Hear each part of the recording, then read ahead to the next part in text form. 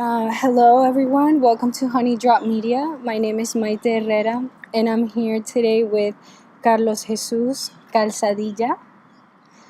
He is president and founder of Young Progressives of America, president of Progressive Alliance, campaign volunteer for the Bernie Sanders campaign, leader, son, brother, friend, and much more. How are you doing today? I'm doing good, and you? Good, thank you. So, can you tell us a little bit about yourself and what you've been up to lately? Yeah, so a little bit about myself. I'm passionate about fighting for social justice. I'm also a soccer player, Oh. and I'm in college. I'm going to be a junior at CUNY Brooklyn College in New York. I study political science, and been working a lot on fighting for very important issues in our society. Amongst them, income inequality, education, ensuring that everyone has free tuition in college, on the racial justice, environmental issues and climate change, and also on the current crisis with immigration. That, in my opinion, at this moment is the biggest moral crisis.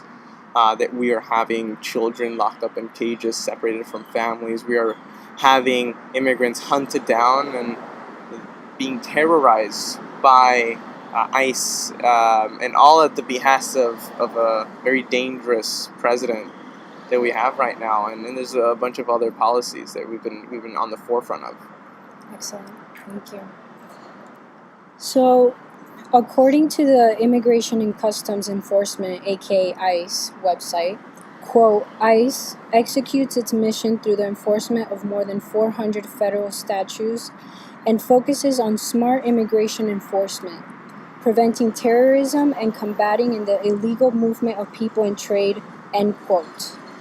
With that said, Thomas Oman, the former acting director of the United States ICE, speaking of the protests for the children separation crisis back in June, said, quote, ICE doesn't separate families on the border, that's the Border Patrol. We're a different agency, end quote. Do you think people confuse the two and understand that they are two different issues that have to be worked on? So the way that we see it is that, Border Patrol and ICE, they are directly at the behest of the executive branch, right? And what we're seeing is that, for example, what was happening at the border, the separation, was the zero tolerance policy that Trump signed, an executive order, and then later had to take back. But that executive order, and actually what continues, he didn't actually take back the zero tolerance policy.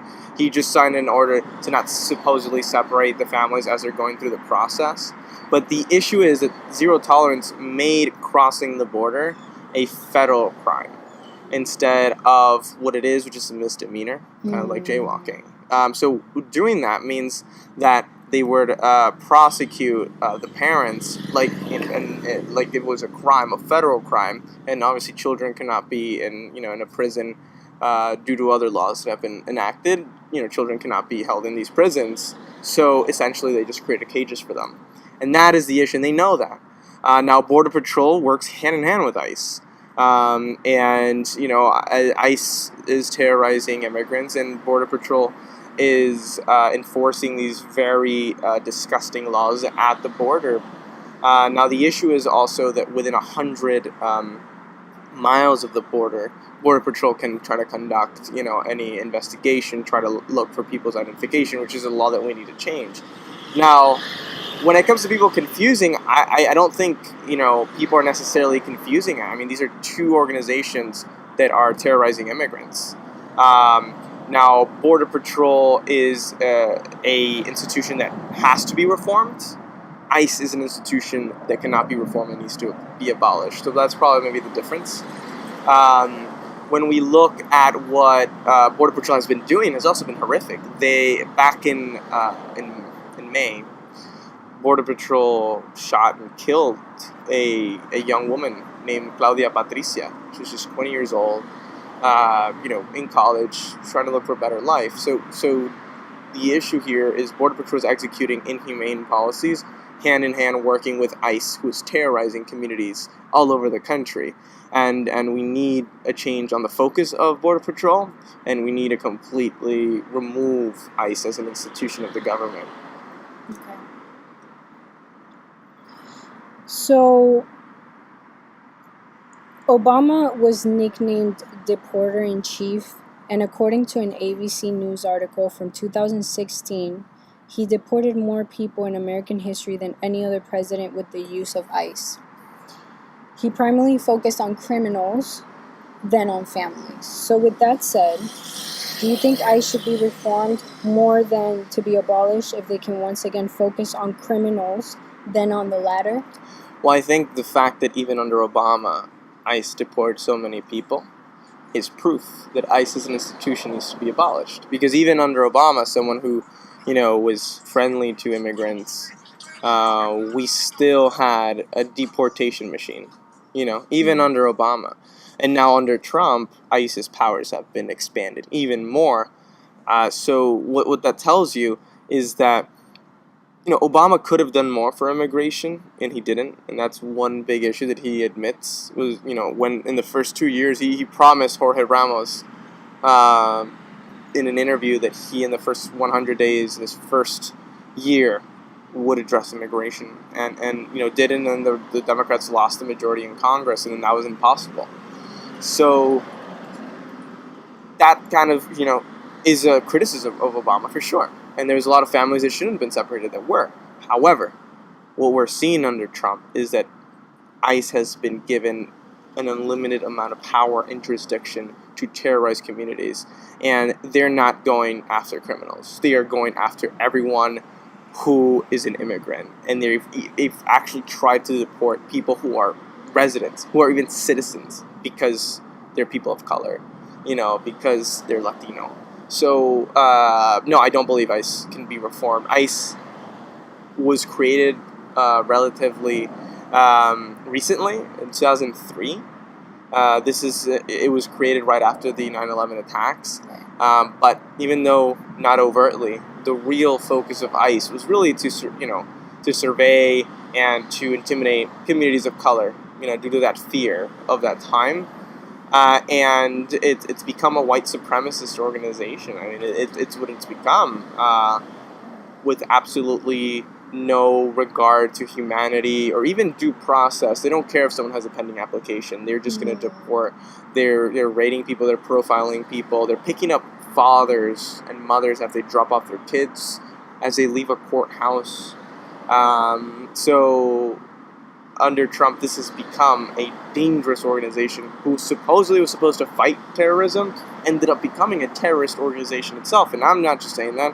We have a candidate for governor, Cynthia Nixon in New York, who has called it a terrorist organization. Many people are realizing that the goal is a political goal, and they're using violence and intimidation to achieve that political goal. Fear. Exactly, the fear of getting as many people out of the country that don't look like the people in power. Right. So, but what about the criminals? What about them? So that's what is used to try to get support. Trump says MS-13, and that's who we're going for. But as someone who's been, talking to people targeted by ICE, it's false. It's very similar to how in Nazi Germany they would say, no, there's these, the criminal Jewish people is who we're going after, and they would do weekly or monthly, reports of all the crimes committed by Jewish people, and the goal was to demonize Jewish people, just like the goal of using criminals. Those words it's to demonize Latinos, demonize immigrants, and when you look at the facts are clear. Immigrants are a lot less likely to commit a crime than actually Americans born in America. So what we're seeing is a dog whistle, pretty much. A dog whistle. Yeah, criminals, no. They're not going after criminals. It's not their goal, it's not their objective. because we can see that in the data. Their goal is average people, working people. They want to intimidate immigrants so they leave, so immigrants don't come to this country, and to inflict as much suffering, which is very cruel. So, no, I completely, totally reject the notion that they're going after criminals, and I've seen it firsthand. They're really not. And ICE, before ICE, there were other ways of dealing with criminals. You know, you don't need a machine like ICE that is just going after anyone who was not born here. So according to Vox, 43% of the Democrats surveyed say they would support the federal government's dismantling of ICE, while 79% of the Republican respondents said they were against it. 54% of the independents polled also voiced support for keeping ICE, and 34% of Democrats want to preserve ICE as well. So, some Democrats are believing that abolishing ICE should be a litmus test of approval to run for office under the Democrat platform. Do you think that proposing to abolish ICE can hurt the Democrats during the midterm and 2020 election and end up helping Donald Trump in the long run if most people in the United States want to keep ICE?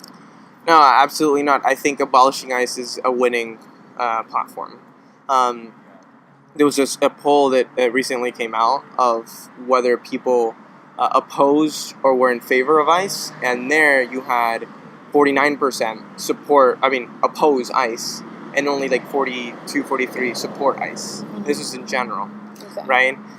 So what we're seeing is that the majority of American people don't like ICE. And then we have a large group of people, when we say almost half of the Democratic Party wanting to abolish it, that's a winning, absolutely, it's a winning platform. ICE has lost so much political power. They have lost so much support because of their horrific nature of their tactics, of the children in cages, the going after families. Ripping them apart, going into a home and ripping a parent from the hands of their children. So I think that opposing a fascist organization is morally correct, and politicians and Democrats who are running need to look at what is morally right, because I believe that what is morally right is what is going to be politically right and correct to do in these circumstances. And anyone who does not support this is on the wrong side of history, to be completely honest. So also we have to understand that to win elections, it's about mobilizing your base.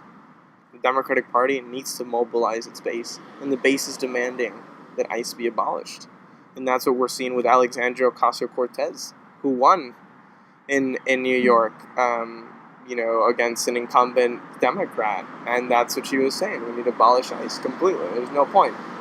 There's other ways you can deal with immigrants. And then when we look at polls of how people look at immigrants and undocumented immigrants, overwhelmingly, the majority of the American people, Republicans and Democrats, want to legalize immigrants. So this push to deport, which is what ICE is doing, is what a small minority, racist minority that currently holds power wants to do, and is imposing it on all of us. But most Americans are against that and believe that DACA recipients should be legalized, and undocumented people should be legalized, and there should be a pathway to citizenship. If they don't have any criminal history. Well, so that's another issue. How the government is defining criminal. They're defining entering the country as a crime. They're defining, jumping a turnstile, for example, in New York, as a crime. Jaywalking, they're calling it a crime. A misdemeanor, they're calling it a crime. You know what I'm saying? So what they're doing is they're trying to demonize anyone who's ever even just existed as an immigrant, had to cross the border, as a criminal. And that is how they're trying to get away with calling, we're going after criminals. No, you're criminalizing being an immigrant. And that is wrong, because no human is illegal. Yes. No piece of paper defines anyone's humanity. I agree. If ICE is abolished, what should take its place? Well, we just go back to what happened before 2003. Before 2003, you had Border Patrol, who would be in charge of those proceedings. Although I personally think that no one should be deported. I think that people who come here hardworking, we should give a pathway to citizenship and legalization. There's no reason. There's plenty of space in America for everyone that is hardworking, paying their taxes, contributing to society. But if ICE were to be abolished, we would live in a way better society where we wouldn't have immigrants being terrorized. So it'd be a very good thing, and we would go back to Border Patrol doing whatever they used to do before ICE existed. There was no problem before 2003. There wasn't. It's what I've seen that Republicans and conservatives have done, politicians, is created this false outrage. False. Made up. That there's an immigration crisis and people are pouring into this country. No. It's the same tired, line that they've used for hundreds of years in every society. In America, in the late 1800s, they said, "Oh, people are coming in." In the 1920s, 1930s, again, all the Italians, the Irish, we don't have space. They're criminal. It's the same thing, and guess what? We're fine, right? People have come, and it's made America stronger. Diversity. So that is a false outrage that's been created by Republicans. The only immigration crisis is the crisis there's people living in the shadows, and that this government needs to make sure that everyone lives a dignified life and does not live in the shadows and is out being able to contribute and be able to be part of our society without any fear. Excellent. So I've observed some similarities between you and Cortez on healthcare, immigration, and gun control, the abolishment of ICE. So do you see her as a new leader for the Democratic Party? Well, let me tell you, I actually met Alexandria when she was starting, at the beginning of her campaign, and met with her, and we endorsed her. And we campaigned for her and knocked on doors for her. We were there on election day. We mobilized folks to support her because we believed in that platform, and I definitely think she's a leader. The leader of what the Democratic Party needs to be. And it's what we young progressives are doing, that we need to transform the party so that it becomes a party of working people, a party that represents, the many, represents the people who are disenfranchised and doesn't represent the powerful, doesn't represent the wealthy. We need to make sure that the Democratic Party takes these very important steps, which are not radical. They're common sense that are needed in any modern society for people to have a dignified life where they can live, where they can work without being oppressed, without living in poverty, which are ensuring Medicare for all, which the United States is one of the few countries in the world, advanced countries, that doesn't provide that. We need to make sure that we have a minimum wage that is a livable wage, $15 federally. We need to make sure that we can have, honestly, a radical change in how we get our energy. We need to get rid of fossil fuels. Our planet is relying on that, our future. And we also need to take a strong stance against war, and then, we need to be against war. We need to be anti-war because so much money is going to bombs and is going to weapons to kill other people and destabilize other countries instead of providing, healthcare here in America and education. We need to have, free college, and we also need to eliminate student debt completely. So yeah, in many ways, we are very similar in many ways, and I supported her, and we were working towards making sure that the face of the Democratic Party is not the face of older wealthy people. I mean, it has to be the party that represents working class people and everyday people who are suffering, and be the voice of a people that is looking for a dignified place in our society. That's what I believe the Democratic Party has to do, and ensure that we have a society that works for all of us, not just a few wealthy millionaires and billionaires. And from your perspective, what is democratic socialism all about? So what democratic socialism is about is making sure that people in our country are able to participate democratically in the economy. Make sure that we can ensure that everyone is able to live a life, like I said, where we're not lacking basic necessities. A society where we provide, and ensure that everyone has healthcare, education, food, housing, and a place in our society where, again, you're not oppressed. That's what I believe democratic socialism is, that we have a society that fights for the greater good, right? That our government is fighting for the greater good of everyone, not just a few wealthy people. That's what democratic socialism is about, and why we believe that is the way forward in America. And look, socialism is a spectrum. Some people go from, authoritarian, communism, which, I completely reject. My parents are Cuban, and we know how dangerous authoritarianism is. But the issue is authoritarianism. The issue is lack of democracy. And democratic socialism is very similar to what you have in Denmark.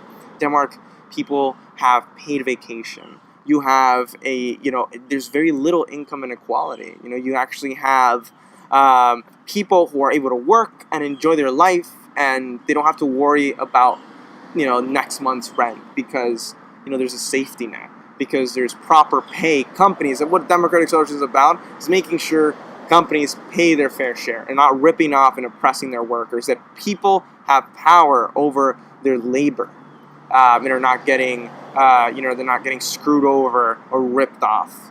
That's what I believe works, and we've seen it. We've seen that it works, and we want to make sure that we understand that it's a politics of humanity, of making sure that we're all able to share the piece of the pie, and prosper together, and ensure that humanity can advance and can lift up everyone, not just a few. Not just a few, but everyone. Exactly. This is not political, but I strongly believe in the golden rule. What you do unto others, you're doing unto yourself. If we had that type of politics, we would not be in this situation. If people did unto others what they would like to be done to them, we would have a politics that would be moral, that would be fair, that would be just. And that is what we're fighting for. Because that's true. That is the golden rule when you're growing up. Why is it that they tell you that when you're growing up and when you're little, but once you grow up, it's a different rule? It changes. It's just fight for your own. And that's what a out of control capitalism creates, where people are not understanding you have more in common with each other. You don't need to fight for these resources. And that's why we need to have a market and an economy that works for all of us. That's what democratic socialism is about. If I were to say, it's an economy that works for everyone, not just the powerful and the wealthy. Right. Yes. If you allow undocumented immigrants to not be deported, how do you deter others from coming into the country without protection through legal means? Well, I think the way we need to do it is that we need to expand the way that people can come to this country legally. It's extremely hard to come to America. People that are here to work, like I said, America should not be exclusive. America was built by immigrants. It was built by people who came into this country who were forced, which were the African slaves who were forced labor. They built this country. Immigrants who came built this country off the backs of their labor. So anyone saying that America should be an exclusive club is just wrong and doesn't understand history. What we need to do is make sure that it's easier for people to come, easier to unify families, people who are here who have families. That doesn't hurt America. It makes America stronger. You have more people working, it helps the economy. You have more people contributing. You have more perspectives. Look at the scientists in America. Great entrepreneurs. They're from different parts of the world. Yes. So it's making America stronger. What we need to do to ensure, first we need to legalize undocumented people, and then we need to make sure that we make it easier to come into this country legally. That's what we need to do, not close legal immigration like Trump administration wants to do. They're trying to make it harder for people to come into this country. And they're taking a very vicious and nasty step as well.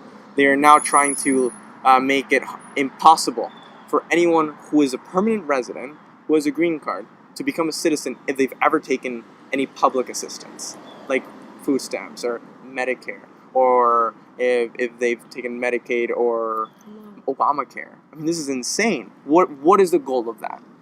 It's to, silence a group of people, to stop them from becoming citizens, so that they can be kept, under control, and to stop people who are primarily working class immigrants, Latinos or whatever, working for many parts of the world, who obviously at some point in their life have needed public assistance. Who hasn't? The goal is to make sure that no one can become a citizen. And that is very dangerous as well. That is not what America is about. It's not what the Statue of Liberty is about. What Ellis Island was about. What made this country great. This is going to a politics of fear, a politics of exclusion, of hate, that if we look throughout history has had horrible consequences, and we must reject that and fight against it.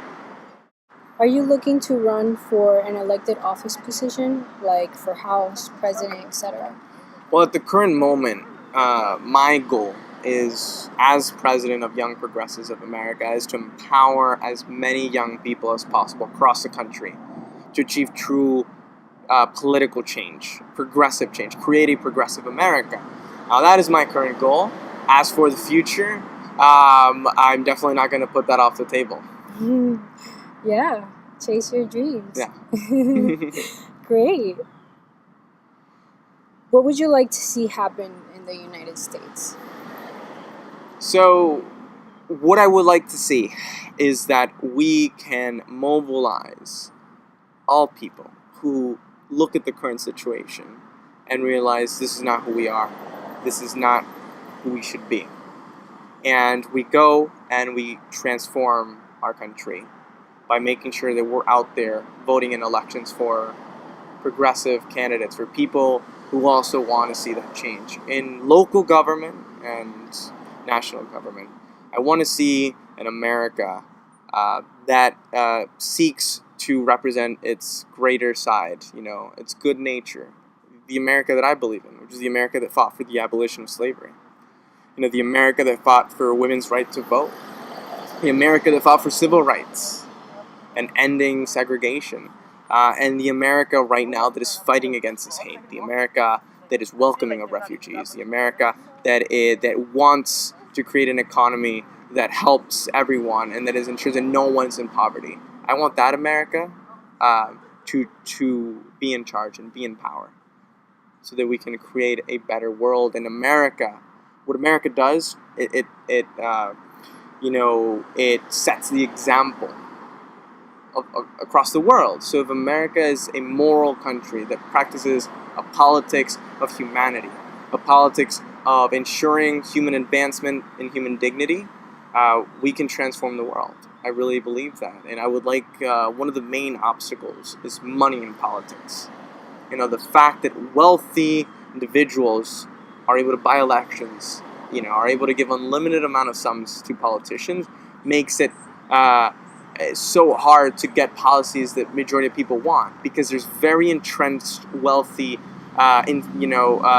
industries that benefit from policy staying in place. So we need to get money out of politics and making sure that we adhere to our good side of the American psyche, which is that America that I just told you, and not the America of hate, the America of exclusion. We will be triumphant. We will win, and we need to make sure that we understand that political power is crucial to achieve that goal. Excellent, thank you. If you could share a message to the entire population of the world, what would it be? That we are at a pivotal moment in history, and that we will be judged by how we acted in such an important moment, and a moment of crisis, but a moment in which there is an opportunity for change. And what my message would be, we need to go and vote. We need to make change. We need to be in the streets. We need to fight for a better future for all of us. That is my message. We need a society that seeks to ensure that we can all live in a place where no one is in fear, no one is oppressed, no one is persecuted for who they are, but instead empowers us to be kind and good to each other, and ensure that we have policies, government policies that can do that. So mobilize. It's my message. Mobilize and create political change through organizing. Yes. Choose love, for sure. Love will change the world. It is changing the world. And you're so right. We are at a very crucial moment in time. We can't sit around. We cannot sit around. We need to act. Yeah. We need to act. Yeah, and avoid distractions. Social media. But you can use social media. I was just going to say that. As a tool. Exactly. Not as a tool of distraction, but as a tool for social change. Yeah. And to understand that we are on the right side of history. So we know that what we're doing is right. Yeah. And that it's worth it. Yes. Favorite quote? My favorite quote is from Martin Luther King, and he says, "Freedom is never voluntarily given by the oppressor. It must be demanded by the oppressed." We need to fight. We can't just wait. Action. Exactly. Yeah. And then the rest will come. Agree. Yeah. Agree. Thank you so much, Carlos. No, it's been a pleasure. This was amazing. Thank you for interviewing me. Thank you. Thank you.